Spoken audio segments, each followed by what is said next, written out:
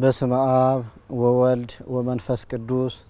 አሃዱ አምላክ ስመይ መልአከ ንቡይ ቀሽ ዮሐንስ ንጋቱ ይበሃል ርዕሰ አድባራት ወገዳማት ጅግጅጋ ቅዱስ ሚካኤል ቤተክርስቲያን መማሐደር ጥምቀት ክበሃል ከሎ ጎይታናን መድኃኒትናን ኢየሱስ ክርስቶስ አብ ዮርዳኖስ ተጠመቀሉ ዕለት ንምዝካር እንብዕሎ በዓል እዩ እዚ በዓል ጥምቀት ክንኽብር ከለና ካብ ድሮ ጀሚርና ኢና ነብዕሎ እዚ ድማ ስነ ስርዓት ከተራይ ኣብ ድሮ ታቦት ሒዝና ናብ ምብራቅ ፀሓይ ናብ ቅድስት ኪዳነ ምህረት ካቴድራል ናንኸድ ናብኡ ክንከይድ ከለና በመንፈሳዊ መዝሙርን ቃለ እግዚአብሔርን እቶም ሊቃውንቲ ወረብ እናቅረቡ ሰንበት ተማሃሮ እናዘመሩ ካልኦት ማሕበራት መንፈሳዊ ግልጋሎት ንኽሳለጥ እናገበሩ ኩነታት ጸጥታ ተሐልዩልና ኢና ንኽብሮ በደንብ የተንከባከቡ በዛ ልክ ነው የምናከብረው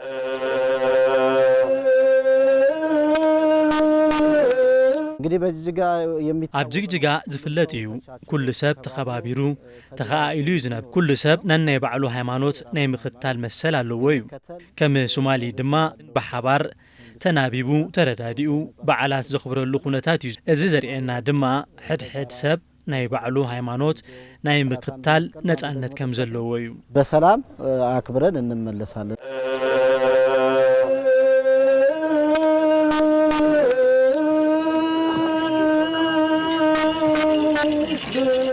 ጥምቀትን እንግዲህ አደባባይ በዓል ነው ስናከብር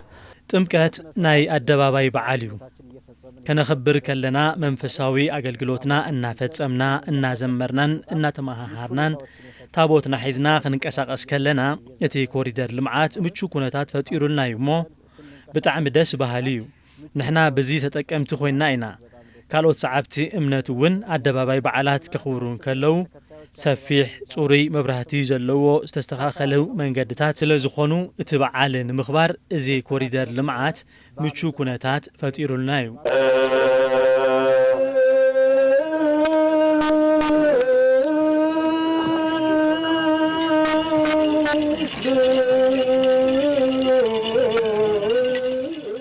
ለመላ ኦርቶዶክሳውያን በሀገር ውስጥም በሀገር ውጭም ላሉ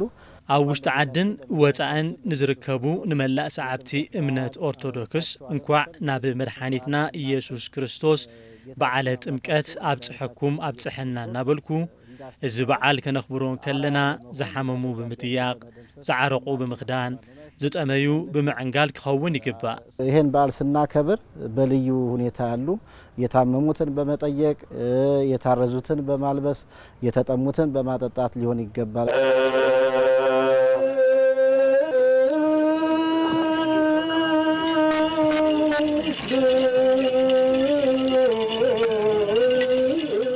አብዛኞቻችን ከሶማሊ ከእስልምና ተከታዮች ጋር ነው የምንኖረው አብዛሐና ሙስሊም ተከተልት እምነት አህዋትና ኢና ንነብር ወላኳ ቤተክርስቲያንን መስጊድን ጥቃን ጥቃት ሆነ ናይ ቤተክርስቲያን ቅዳሴ ክረብሾም አይኽእልን ንሕናውን በተመሳሳሊ በኸባቢና ተኻኢልና ኢና ሓቢርና በዓል ነኽብር ተኸታል እምነት እስልምና ኮይኑ ነተኸታል እምነት ክርስትና ዘናኣሰሉ መንገዲ የለን ኩሉና ንባዕሉ ዝተሓላለየ እዩ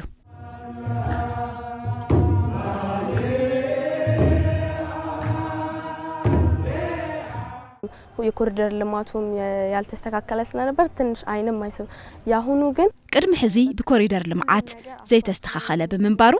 ንዓይኒ ሰሓባ የነበረን ሕዚ ግና ኩሉ ጽርግያ እዩ ጽሩ እዩ ቀልብ ብዙሓት ዝስሕብ እዩ ምስቲ ታቦትን ናትና ዝማረን በገናን ተሓዋዊሱ ንዓና ፉሊ ድምቀት እዩ ዝውስኸልና እቲ ኮሪደር ልማት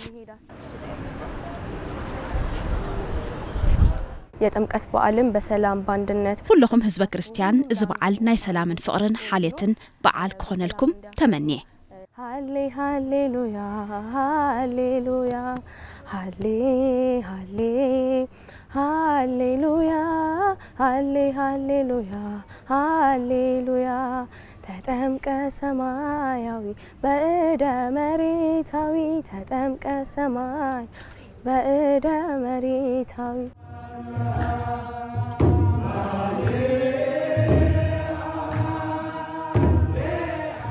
ሰላም ጠና በለይ ዝኸበርኩም ተመልከትና ንመላእ ሰዓብቲ እምነት ክርስትና እንኳዕ ንበዓል ጥምቀት አብጽሕኩም አብጽሕና ናብልና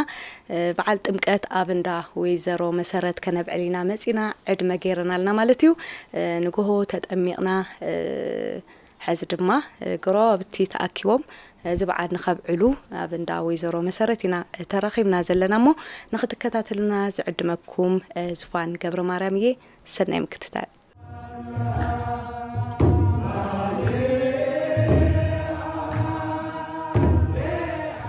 ወይዘሮ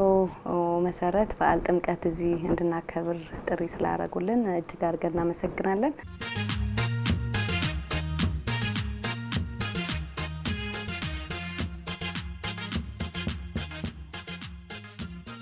ስሜ መሰረት ታደሰ ሽመይ መሰረት ታደሰ ይባሃል ትውልደይ አብዚ አብ ጅጅጋ እዩ አቦይ ንነይንውን ተወሊዶም ዘዓበዩ አብ ጅጅጋ እዩ ጓል ጅጅጋ እየ በዓል ጥምቀት በምን አይነት መልኩ ነው የምታከብሩት? በዓል ጥምቀት በቆንጆ ሁኔታ በዓል ጥምቀት በድምቀት ሁነታት ኢና ነብዕሎ ታቦት አፋኒና ደስ ብዝብል ሁነታት በሰላም በፍቅሪ ኢና ምስ ጎረባብቲ ንሕልፎ አክብረን ተከባብረን በዓል ብዝመጸ ቁጽሪ ተኸባቢርና ናይ ሙስሊም ሕዋትና እውን ናይ ባዕሎም ምግብታት አዳሊና ኢና ነቅርበሎም እና በፍቅሪ ተሐላሊና ብምቃሊና ነኽብሮ ተመልከትና እዞም ኣብ ዙርያ ትርእዎም ዘለኹም ጎረባብቲ እዮም ግን ድማ ንነዊሕ ዓመት ጉርብትናኦም ዝነበረ እዩ ግን ካብ ዝተፈላለዩ ከባቢታት ዝመጹ እዮም እዚ ዘርኢ ድማ ኣብ እንዳ ወይዘሮ መሰረት ሕብረ ብሄራውነት ጎሊሁ ዝረአየሉ ገዛ እዩ ብሄር ሃይማኖት ከይፈልዮም ከምዚ ተፋትዮም ተፋቂሮም እዮም ዝነብሩ ዘለውሞ እሱ እየ ተመልኪተ አመሰግናለሁ። እስቲ ለህቴ ደግሞ ስጭልኝ። እኔ በጅጅጋ ውስጥ ነው ወይዘሮ መሰረት ቤት ውስጥ ነው ያከበርን ያለነው ተጠርተን ናብንዳ ገዛ ወይዘሮ መሰረት በዓል ጥምቀት ንምኽባር ናብዝ መጽ ደስ ብዝብል ሁነታት ኢና እናኽበርናዮ ንርከብ ጎረቤቴ ጉርብትናና ንነውሕ ዓመት እዩ 17 ዓመት አቁጺርና ኢና ቅድሚው ኣብ ሀረር የዝነብር ነይረ በችግር ጊዜም ይሁን በደስታ ጎረቤት የሚደርስልሽ ጎረቤት ነውና አሁን በዓል ነው ደስ በሚል ሁኔታ ያከበራችሁ ነው ያገኛችሁ ምን ተጠቀምሽ ከዚህ ማለት ብሄር ሃይማኖት ሳይለይ እንደዚህ አይነት አብሮ ማክበሩ ምን ጠቀመኝ ብለሽ ታስቢያለሽ? በጣም ማህበራዊ ኑሮ ስንኖር ያው ተፋቅረን የምንኖረው ማህበራዊ ናብራ ንኽንፈልጥ ገይርና እዩ ኣብ ጽቡቕን ሕማቕን ተፈላሊና ይንፈልጥን ብሄር ጾታ ሃይማኖት ከይፈለይና ሓቢርና ኢና ንነብር ዓመት በዓል ክመጽእ ከሎ ድማ ብፍቅሪ ኢና ነኽብሮ ንሙስሊም ኣሕዋትና ንበይኖም ምግቢ ነብስለሎም ኢና ለወይዘሮ መሰረት ምናቸው ነሽ እዚህስ ምን እያረግሽ ነው ያገኘሽ? እዚህ የጥምቀትን በዓል እያከበርን ነው የመሰረት ጎረቤቷ ነኝ አብሮ አደጓ ነኝ ንወይዘሮ መሰረት ጎረቤታ እየ በዓል ጥምቀት እናኽበርና ኢና ንርከብ በጣም ቆንጆ ነው ተከባብረን ተዋደን በዓል በጣም ጽቡቅ እዩ ተፋቲና ተከባቢርና ምስ ጎራፍትና በሰላምና እናኽብሮ ዘለና ተመልሰን ቤታችን ያው ጎረቤቶቻችን ጋር ሷብ ጋርም ለበዓል ጠርታን ነው ልናከብር የመጣ ነው ዛሬ ሌሎች የእምነት ተከታዮች ይኖራሉና ከነሱ ጋርስ በምን አይነት መልኩ ነው የምታከብሩት? በዓል አንድ ላይ ነው ወይ የምታከብሩት ወይስ በራችሁ ዘግታችሁ የየራሳችሁ ነው የምታከብሩት? አረ አብረን ነው የምናከብረው አንለያይም ዛሬ እንዳጋጣሚ ያው ሰው ስላልመጣ ነው እንጂ ምስካልኦት ሰዓብቲ እምነትውን በሐባሪና እናክብሮ አብናትና በዓል ንሙስሊም በዓለን ገዚኤን በዓለን አብሲለን በሐባር الناس حقنا إنا بعل نحلفه مقبي كي نخاخينا نفلا لينبر فقرنا بحاد أيو بنون بحاد إنا نستي ሁላችንም እኩል መብታችን ተጠብቆና እኩል ነው መኖር ያዝነው እንግዲህ እስካሁን ድረስ እስቲ በዓል ጥምቀት ነውና በዓል ጥምቀት ደግሞ የአደባባይ በዓል ነው እንደሚታወቀው ጧት ተጠምቀሻል አይደል? አዎ ጧት ተጠምቀን ሁላችንም ነው እና ወይዘሮ መሰረት በዓል ለማክበር የመጣ ነው ለየት ያለ ትዝታ ይኖርሽ ይሆን ከጥምቀት ጋር ከአደባባይ በዓላት እንደሆነ የሚታወቅ ነው ወይ ሎሚ ተወርውሮልሽ ይሆን? ሎሚ እንኳን አይ አልተወረወረብንም ግን እስካሁን ሰዓትማ የመኪና ቁልፍ ነው ተቀይሯል አሉ ተቀይሯል አዎ እና ሞባይል ነው ደረት ላይ የሚወረወረው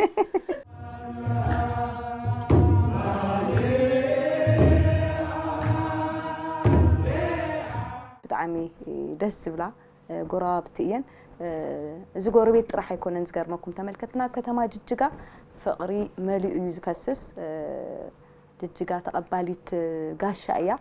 ከምቲ ዝፍለጥ ዞም ትሪአን ዘለኹም ጋሻይ ካብ ዝተፈላለዩ ከባቢታት መጽኦም ግን ካብ ርሑቕ መጽኻ ኣይግበአካን ከይተባሃሉ ባዕለን ባዕለን ተፋቴን ዝነብራ ጎራውቲን መፍቅራን ይሰስን ክንብል ንፈቱ ሓደ ድማ ኣሎ መንእሰይ ሓውና ኣብዚ ከባቢ ጅጅጋ ጎረቤት ይስውን በዓል ንምብዓል ተዓዲሙ እዩ ኣብዚ መጽኡ ዘለሞ ምስ እውን ጻኒሒት ክንገብርና እስቲ ሓወይ እንኳዕ ኣብጽሕካ ኣብ እንዳዊ ዘሮ መሰረት በዓል ጥምቀት ከተኽብር እየ ረኺበካሞ ፈለማ እንኳዕ ኣብጽሕካ ክብለካ ይፈቱ እስቲ ሽምካ መን ትበሃል ክንደይ ግዜ ነቢርካ ኣብዚ ከባቢ ናይ ክንደይ ግዜ ናይ ወይ ከዓ ናይ ክንደይ ዓመት ይኹም ተፋለጡ ምስ ጎረቤትኩም ምስ ወይዘሮ መሰረት እሺ በመጀመሪያ ጥምቀት በዓል እንኳን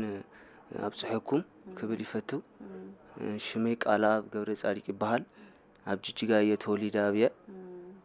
መሰረት ደሞ ወይዘሮ መሰረት ናይ ቀረባና ጎረቤት እያ ካብ ንፋለጥ ነውሕ ዓመት ኮይኑ ብቆልዓይ የኮይነ ዝፈልጣ ብጣዕሚ ጽቡቕ ቅርርበኒና እና ካሙ ይመስ እወ ለማ አንተ ታይ ነገርካ እየ ብዘረኺበካ እዚ ተጠሚቅና ናይ ጥምቀት በዓል አከባበር ምስ ጎረቤትና መሰረት ገዛይና ንርከብ እና በጣም ይፍለ በቃ ደስ ይብል እና በሰላም እና ተጠሚቅና መጽኢና በጣም ደስ ይብል ፍቅረና ምንም አፈላላይ የብልና እዚ ካሊ ገለዩ ገለ አይንፈልጥን በቃ ኩላትና ሓደ ፍጡሪና በቃ በፍቅሪ በሰላሚና ንነብር كل جزء لكم أبزي تخبروا سقاتكم كأب جزاكم تسووا دو استنجارن هو بقى بحدا اندحر حدا بحدا تمكات حلفة أب مسارات جزا اندحر حلفنا بزمت دمو أب جزانا نسووا بقى دس زبل بفقرينا نحلفه بتعمي بقى دس زبل تمكات بتعمي يعني هو بعالات حبراونت زنصبارقلو مستمخانو قدنيو اندحر خمس بفقري بحدنت اندحر بعلا بعلكا دما تا معلت ساب طعمي اتنافقك كمو تسمعيتو سلازفلطويه يذكر بقولعي مسلم احواتنا صوخصما خلوا رمضان مساعتن كفطرا خلوا نصوعنا مساعتن نحلفونا رمضان كبحال كلو حزي سو يسمعني تمر حزنا لنا يمصا كوكيس حزنا لنا يمصامو تي حادنت خون له قصل له بزغاطامي مسلم احوات اخبيرك تفلد دو يكون مسلم حبرسب يكون مس بروتستانت مساعتهم كقرركم كما ايو هذه أحد أركينيو رمضان مساتوا كل شعب كافتيرا بقلة أبو جزاينا نخد عدو قلة بتعامينا تفتوينا زي كريستيان يقال الزبحة اللي أبجيجا بحوار بفقرنا ننبر نهابك أزي فقرنا دموك أزالي خون تمني تأيو هو خمت زفلت نادا بعلاتونا اللو يوم تمكاتالو أو مسلم حواتنا دما عيد الفطر على منادا بعلات كاي تذكر مسلم محبرسب تذكروا نجاري هلودو هذه ناي أفتيران بعل اندحر كوينو بليتي يوم توم مسلم عركنا بليتي تسويهم يوم نمسكاد زخدو كشوتو دمكاتو أكايدا تعمي دس بلنا تعاقبهم خلو تلو نحنا كدجنا وسينا نريهم بفقرنا نريهم تنقت اندحر كوينو دمو بقى سبسب بينا كنكر تلنا توم سومالي تاد بقى سقيلهم يوم زريونا الساتهم عجبهم تو تابوت عجبهم يوم زعتو نخد نا بأتقالي حدا إنا مالتي بقى عين فلالي بفقرنا بحزننا حدا إيو فعل ጥምቀት ይሎ ማዓንተ ተጠሚካ መጽኻ ኢኻ ኸመይ ሪኢኻዮ እቲ መንገዲ ስራሕ ዘሎ ኮሪደራት ኣለው ደሞ አንቲ እዚ በዓሉ ፍሉይ ገጽታ ይህውሞ ኸመይ ትገልጾ ተሰርሑ ዘሎ ኮሪደር ልማዓት እቲ ኮሪደር ልማዓት ናይ ፈላማ እዩ ብጣዕሚ በቃ ዘመናዊ ተገይሩ እዩ ተሰርሑ ናይ ጅጅጋ ብጣዕሚ 2 ኪሎ ሜትር በዓሉ ነውሕ እዩ ስታንዳርዱ ዝጠበቀ እዩ እና በጣም ደስ ዝብለኒ አና ሀዚ ጅጅጋ ተወሊደ ዓብየ ቱ ኮሪደር ካሊ ታሪክ እዩ ጅጅጋ ቀይሩዋ ማለት እዩ ንቱ ቪዥን በዓሉ ማለት እዩ በጣም ደስ ዝብል ንፋሱቱ አተክልታት ገለ በቃ ነፍስኻ እዩ ዝሕድስ ማለት እዩ እና በቃ በጣም ደስ ዝብለኒ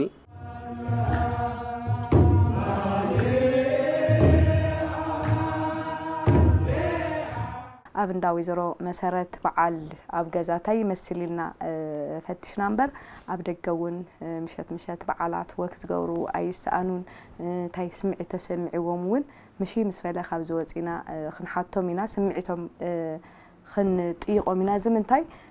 ኮሪደር ልምዓት ናይ ኣደባባይ በዓላት ናይ ህዝብን ሃይማኖታዊ በዓላት ደሚቁ ዝረአየሉ ኣደባባይ ምስቲ ምዃኑ እሱ እውን ምሸት ጅጅጋ ታይ ትመስል ዝብል እውን እናኾለልና ከነርእየኩም ኢና حزون دقيمة انكوعن بعال تمكت أبصحكم أبصحنا إنا خنبلكم فوتو نايلوم زبن بعال تمكت كل تشحن عسى شمنتن أبزي أب كتما جيجا بزدمق أخناتاتنا نخبرو زلنا مو خمت زبال كوخوم أبن دا مسارات دا ويزورو مسارات حبره بهراوينت زعسلو فقرن حادنتن زتمالو بيت يمو جزا يمو حزد ما باب قانقا ناي انكع عبصحكم ملأختي خم حلال فاللئين مالتيو ويزورو مسارات تستي لتملكاش يا انكوانا درساتشو بأمارنيا بسومالينيا بأورومنيانا بتقرينيا نباخم كبلايين استي جامرولي እንኳን ጥምቀት በዓል አደረሳችሁ እንኳን ሰላም አድርገልን ነገራችንን ሰላም ያርግልን ሰላም ሁኑ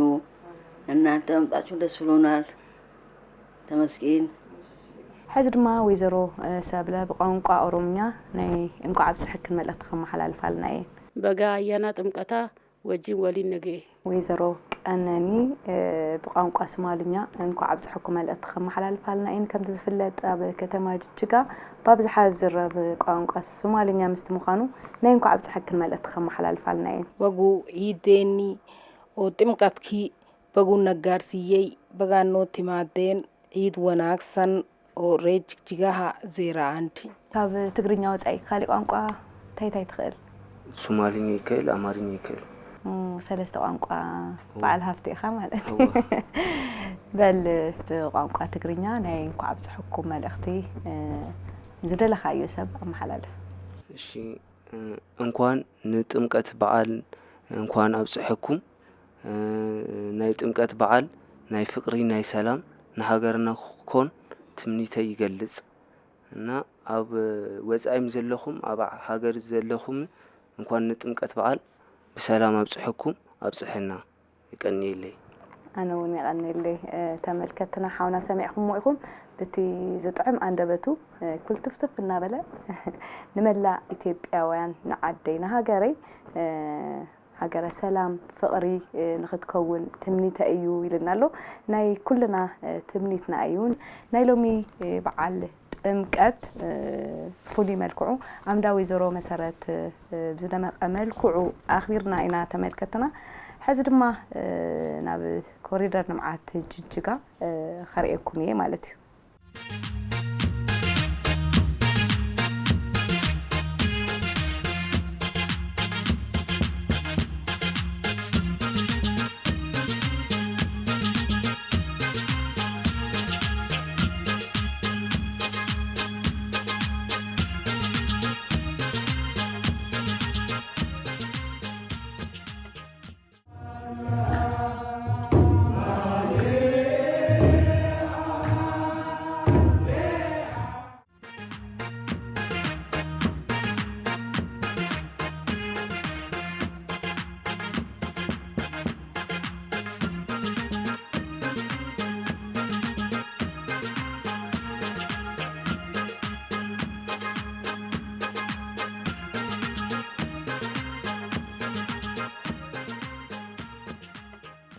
ተመልከትና እዝውን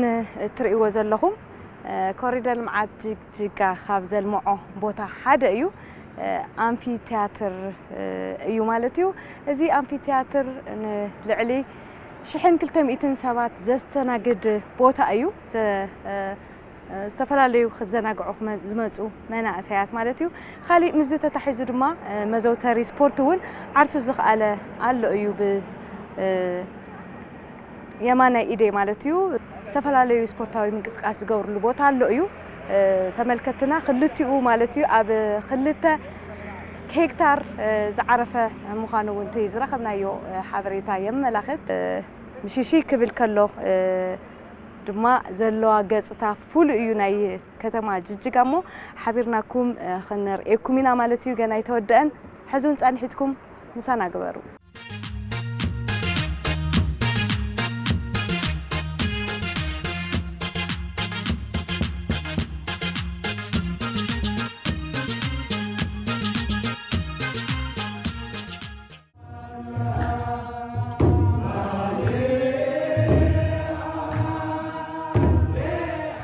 ኮሪደር ልማት በርካታ ህብረተሰባችን ክፍል ጤናማ ለማድረግ ተችሏል ምክንያቱም ልምዓት ኮሪደር ኣብ ብርክት ዝበሉ ክፋል ማሕበረሰብ ጥዕንኦም ዝተሐለየ ክኾኑ ኣኽኢሉ እዩ ብኡ ልክዕ ወክወይ ሳይክል ዝግነሐሉ ቦታን ካልኦት መዘውተሪ ስፖርትን ብምስረሖም ኣብ ጥዕና ማሕበረሰብ ዘይመሓላለፉ ሕማማት ከምኒ ድፊኢት ደምን ሽኮርያን ለውጢ ከምጽእ ክኢል እዩ ይህን ተላልፊ ያልሆንባቸው በሽታዎች መቀነስ እንደተቻለ ማየት ችለናል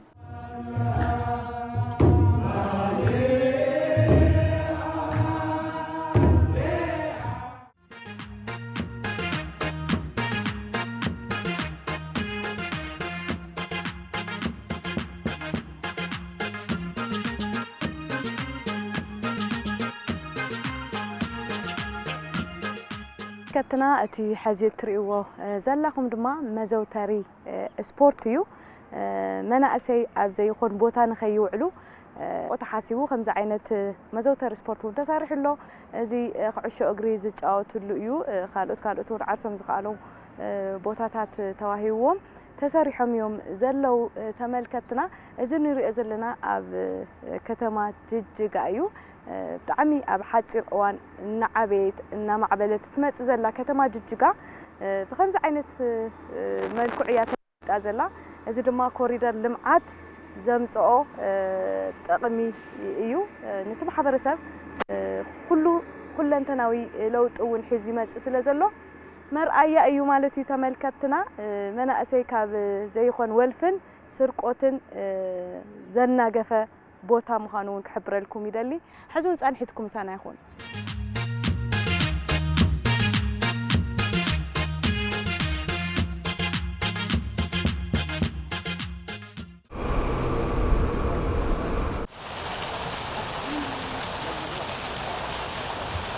ይህን ኮሪደር መንገድ ብቻ ሳይሆን ልምዓት ኮሪደር መንገዲ ጥራሕ ዘይኮነስ ምስ ጽሬት እውን ስለ ዝተሓሓዝ ኣብ ጥዕና ርኡይ ለውጢ ኣምጽኡ እዩ ክሳብ ሕዚ ተመሓላለፍቲ ዝኾኑ ከም ኣጻዳፊ ሕማማት ዘቕረየ እዩ ልምዓት ኮሪደር ምስካሁን ምንም ኣተት በሽታ አልታዩም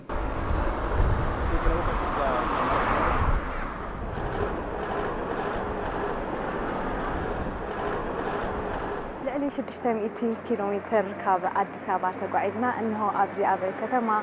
ጅጅጋ ኢና ተረኺብና ዘለና ዝኸበርኩም ተመልከትና ኣብዚ ድማ በዓል ጥምቀት ንምኽባር ኢና መፂና ከምቲ ትርእይዎ ዘለኹም ኮሪደር ልምዓት ዓንቢባ እያ ትርከብ ከተማ ጅጅጋ ብጣዕሚ እያ ተቐይራ ኣብ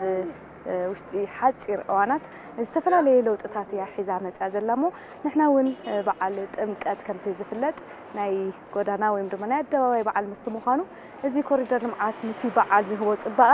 እንታይ እዩ ክንብል ናብዚ መፂና ኣለና ተመልከትና ክትከታተሉን እየ ዝዕድም ከምቲ ትርእይዎ ዘለኹም ኣብ 10 ኪሎ ሜትር ዝኣክል እዩ ኮሪደር ልምዓት ሰፊሑ ዘሎ እሞ ብኣርባዕቲኡ ኣንፈት ማለት እዩ እንታይ ስራሕቲ እዮም ተሰሪሖም ህዝቢ ከታ ዓይነት ስምዒት ኣለዎ እናበልና ከተማ ጅጅጋ ክንኾላ ኢና ማለት እዩ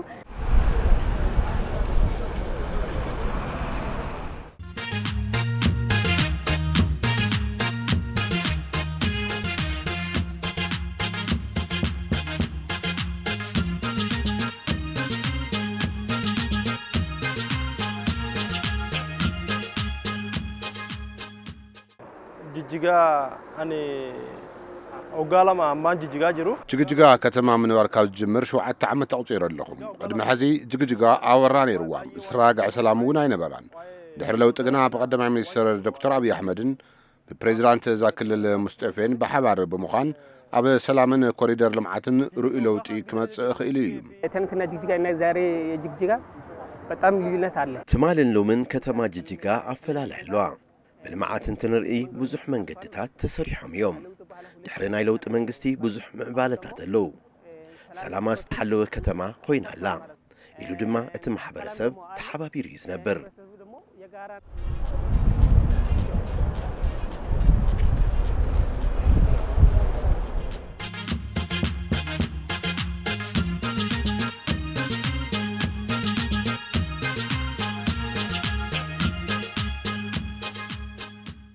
بروجكت لينغر غرغدون نانو سومالي كان كاي لوطي بود وان بايه هجتمه بزح لوطات اللو بزح بروجكت تسريحهم يوم او تمرتي طعنا كوريدرن سلامن عقبت سرحتي تسريحهم يوم አጠቃላይ ማለት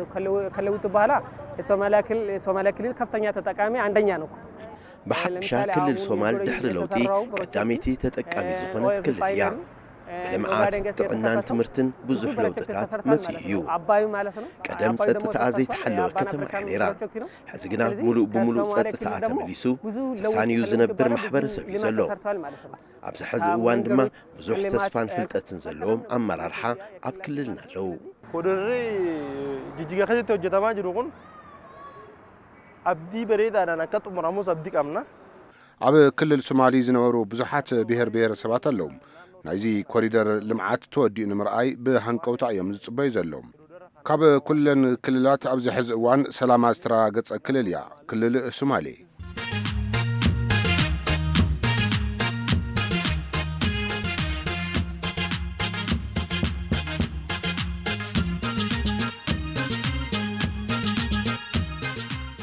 ኮሪደር ምንድነው ያመጣው ኮሪደሩ ውበት አመጣ ልምዓት ኮሪደር ጽሬትን ጽባቅን ከተማታት ከምጽ ኺልዩ ማሕበረሰቡን አለምሊሚዩ ሆቴላት ብምልማዕ ዝተፈላልዩ ቱሪስት ቦታታት ተሃኒጾም ማለት ምትእሳር ተፈጢሩ ማለት እዩ ኮሪደር ብዙሕ ለውጢ ይምጽኡ ጽባቅታ ከተማ ተስፋ ማሕበረሰብ ሓደሽቲ ኢንቨስተራት ተፈጢሮም እዮም ኢሉውን በቱሪዝም ኢንቨስትመንትን ትልምዝሓ ዘለው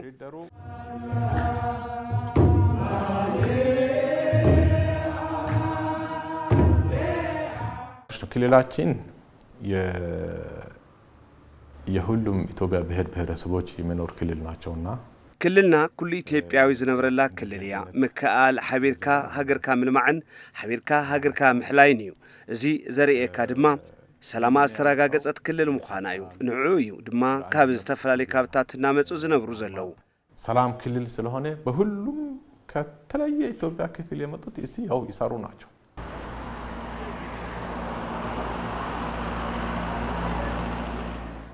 ተመልከትና ከምት ትሪእዎ ዘለኹም ከተማ ጅጅጋ ብልምዓት ኮሪደር ጸቢቁ ወቂቡ እዩ ዘሎ ብጣዕሚ እዩ ደስ ዝብል እዚ ድማ ወክ ወይ ድማ ወክ ዝግበረሉ መንገዲ እዩ ኣብዚ ወክ ናገበራ ዝረኸብናየን ኣሕዋትና ኣለዋ መጀመርያ ስማችሁ አስተዋውቅልኝ ማን ልበል ስምሽ ሙሉ ስምሽ እኔ ስሙ አድና ሙሴ እቹኛው ኑራ እቹኛው ሳሚያ እዚህ ኮሪደር ልማት ወክ ያረጋችሁ ነው ያገኘዋችሁና መጀመሪያ ጅጅጋ ምን አይነት ገጽታ ነበራት አሁን የኮሪደር ልማት ሲመጣ አሁን ቆንጆ ነሽ አሁን ደስ ብለሽ ድሮስ እኔ አንፈልግም